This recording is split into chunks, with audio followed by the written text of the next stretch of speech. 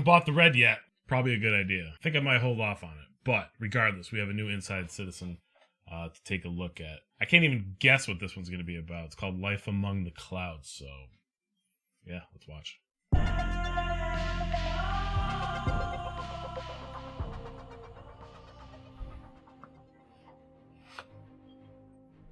Here at Cloud Imperium, Jared. the start of Producer organizes a project so that everything goes smoothly and makes everyone's lives easier. Is that what actually happens? Good summary. Sometimes. Being a producer is like Pretty wide range. shepherd of The idea is that we think about everything. So it's not just your schedule you're accounting for, it's your schedule and this team's schedule. Okay, and okay, your we get it. Director's schedule and so on and so forth. Like every other how company. hard or figure out They're letting us exactly know they're running as what we a should be focusing normal on. company. I think it's important for A normal company me that never to meets their deadlines on development. Make sure that they're putting feel successful. Groovy music, though. Diligently to create a look and feel for its denizens unique amongst Say it, guy. Stanton's other planets. So this is for Crusader. What's it? I don't know The first landing zone. anymore. It's hard to grasp. Because it's hard to just you get lost by exploring too far. So It's like one of the best concept gimmicks is they've ever done. That's one of try the to best. come up with crazy new ideas, but then still within. You should come in here and do his ear or something right on the side. That's what That's really fine. gets the core. So this was our very first take at Orison in general, and this was Orison, builders that's the and name. also for the engineers. We knew that Crusader. Orison would be building a lot of stuff, a lot of ships, a lot of large ships. So we're like, first we need to make sure we got the engineers. So we were kind of sticking to a little bit of bomber pilots and just World War II references, and we're like, we don't have that in the game, but I'm gonna give it a shot. And we threw it out just to Chris and all the directors to see what they think, and Chris was like, no. I was like, okay. So I started working on the tour guide, and this is actually the tour guide right here, which was more kind of more corporate side. And so I used a little bit of that style, and we showed this to Chris, and Chris was actually digging some of this, and we're like, okay, we got a direction. And so we used the tour guide as kind of like the gold standard. And the more I like the Chris finger and holograms that Dave, come together. His example was like, hello, welcome to Orison. Hologram gets bigger and smaller, And I was maybe. like, okay, I think I As you get where increase you're and going with decrease this. the fingers. So I was saying that this looks very high tech. It's got that uniform look. The thing after we showed him this was I wanted to kind of do something new.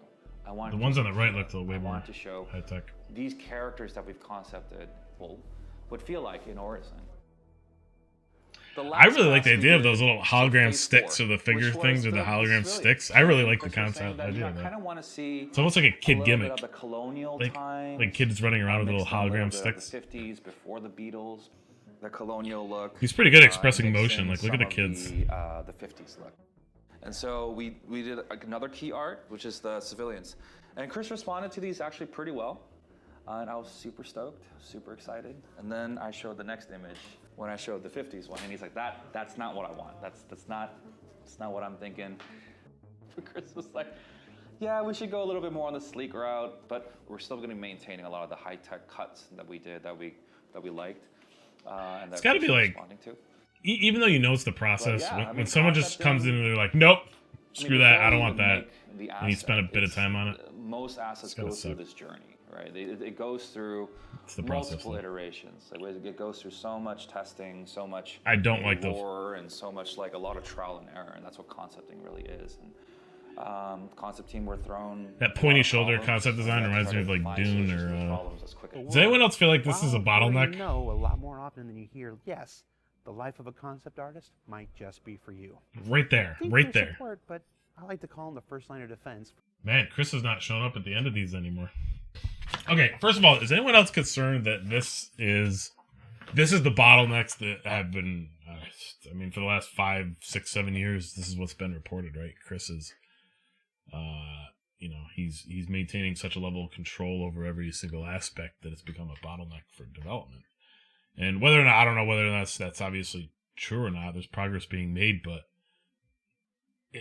I hope there's more. I hope there's more than just him, making a decision. Given the fact that I think what I'm trying to say is if all development, and this is just concept art, right? But if all stages of all development and all design have to go through a single point. Like there's no way that's not a bottleneck, you know. There's no way that that's not part of the delay. I mean, it's his thing, right? I mean, he started the whole thing, but that's why you hire the best people. That's why you get good people around here, maybe to spread out the decision making. You know? Maybe we didn't get the full story, but it definitely seemed like there's a potential bottleneck there. But I hope they come back to the whole 50s look, because it'd be neat if there was either, I don't know what it would be. It would either be like a planet, maybe a partially isolated planet, or like, I don't want to say like a retro planet, but like a planet that's behind in the times. But how behind in the times if they've already populated a planet, you know, maybe there's, I don't know.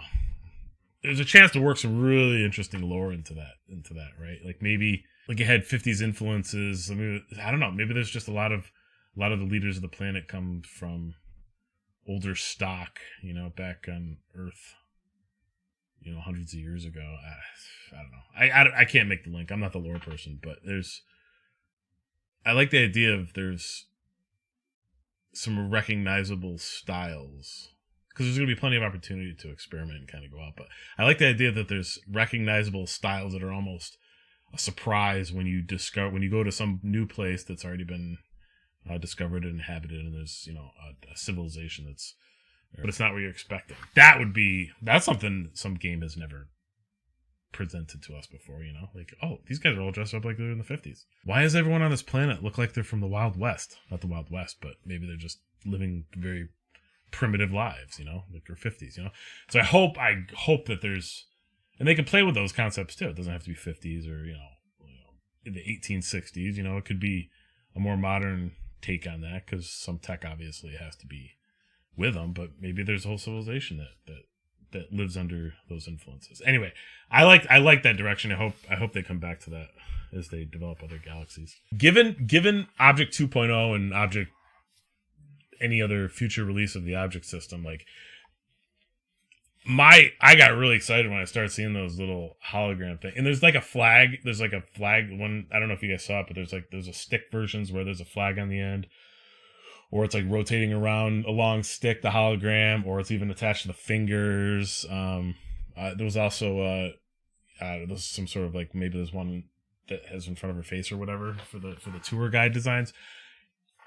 Imagine if they start, and all I could think of is I was playing what was I playing the other day? That VR poker game.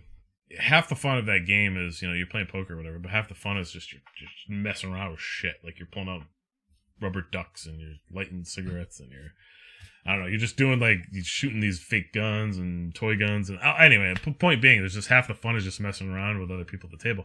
So given the advanced nature of the object system in this game, they absolutely, I think, need to take advantage of stuff like this. Like there needs to be so much flexibility within. You got to be able to do stuff, you know what I mean? So maybe have like, and it doesn't have to be just like pick up a cup, you know, like pick up a cup, throw it at your friend, share a drink, you both get hydrated, you know, whatever the fact is, you know, like share some pills to buff for buffs or whatever. But there could be cool stuff too, like you're all together. Like think about it, like I'm a leader of an organization, right? And I'm collecting everyone together, and I'm making a speech, and then everyone whips out their holographic sticks, you know, like they've bought or they picked up or they've been handed out, you know, because they're cheap. And everyone's raising and everyone's colored it blue, and they're just like changing colors of them. Like think about how cool, how awesome taking advantage of an object system like that would be. And I'm not just talking about the holographic things, but like anything, you know, like picking up a trash can while they're talking and throwing it, you know, waving real flags. Like this is part of what got me so excited about in the demo a few months ago, where they took the coat, the physics and all that stuff. Took the coat off there, and they were showing like a real physics thing, and they put on the, you know, the soft cloth body object. That because you can apply that to anything, objects. You know what I mean? Like it could be fully interactive object. That could be, you know, taking it off my coat and waving it in the air, you know, or, you know, again, flags. It's just whatever the case may be. I think there's so much opportunity to have a lot of fun with just the most basic of things, and that's even just shit in the world, objects in the world that you can pick up. Like picture just like the sound of everyone talking and like just waving around actual objects in the game, like for like a big meeting, an organizational meeting or something, and that would be that feeds into the whole aspect of immersion. I mean, that is quite literally the definition, right? You're being immersed into the game. So, you know, you don't have to fly around. You don't have to take just the emergent gameplay that can kind of come out of it. Like maybe people are starting to play cards. You know, like think of like The Witcher. Oh, what the hell's that Witcher game? The card game. But people are coming up with their own games, and you know, like cups, or you know, there's cards that are created in the object system that don't have a specific purpose, but people, you know, create games out of these that you can play with these cards and shit like that. Like think about the emergent. Just think about that's what it is. Like that's the Anyway, off on a tangent, but that's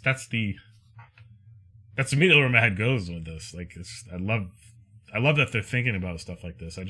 I hope they know. This is going to sound so condescending, but I hope they know what they built, or at least I hope they know where the potential strengths can lie. Because something I've heard time and time again, you know, is from naysayers, whether it's on Reddit or you know in the articles that are still debating whether this is going to be a finished game. People are still debating like, oh, how fun is it going to be? You know, like if it's, and they're basing it on like rigid character animations and not having and just going on these missions. You know, like you're taking a mission, so how's it different than an MMO? You know, how's it different than any other game, right? So, yeah, I hope they create other avenues for.